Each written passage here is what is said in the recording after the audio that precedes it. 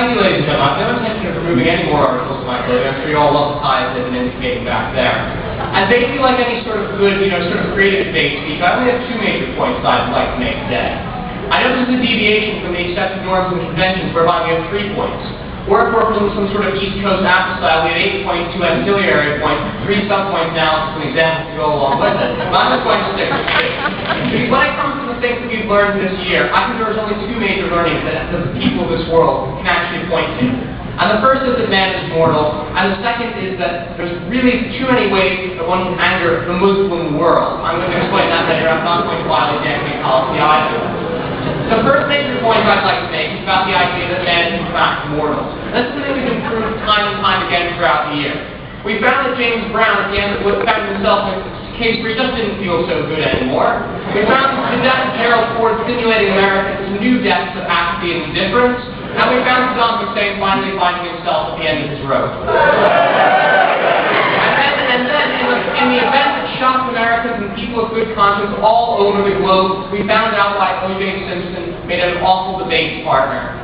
And that's because he couldn't stop stabbing the one before him. And then, it wasn't simply just death that happened in 2006, though, ladies and gentlemen. It was rumors of death and speculation about it. And what we saw in the Princess Diana case was that millions of pounds were spent to determine that in fact she did die in a car accident. Most of us who don't read the tabloid press have already gathered. But it did manage to anger Jody Fayed, who is simply one of many Muslim men who seem to be angered throughout the year. And that brings me on to my second major point, about the angering of the Muslim world in general. Because what we heard from the mass media was this utter distortion of the truth, whereby the Muslim world can simply be compartmentalized into this one big homogeneous mixture, which simply hates everything that the West does. Now, those of us who've taken something like A-level politics, or at least have read a daily newspaper, would probably know this isn't the case. But the BBC found, and many mass media institutions found, that this was in fact a convenient sort of decoy that they could use to pull the wool over the eyes of their Western readership, and indeed their viewership. Because what they found was, simply put, they only had to broadcast one riot and videotape it, and then simply hit play each and every time there became a conflict between the Western world and the Arab world over issues of nuclear power in Iran, over issues of conflict in Lebanon. It didn't matter. The signs were in Arabic, and the Western readership only spoke English anyway.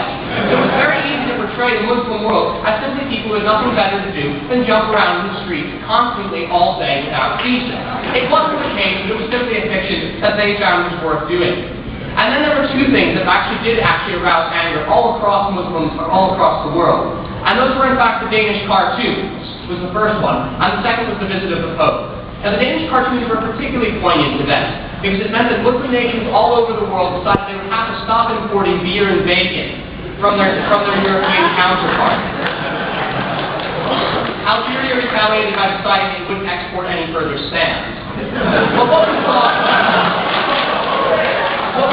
most importantly, ladies and gentlemen, is the experimentation with Sharia law all across the Western world. And I think that in civil cases, in all honesty, ladies and gentlemen, I think that in many civil cases, whether it's resolving a marriage dispute between 2 mutually consenting parties, I think Sharia law can have a place in many Western societies.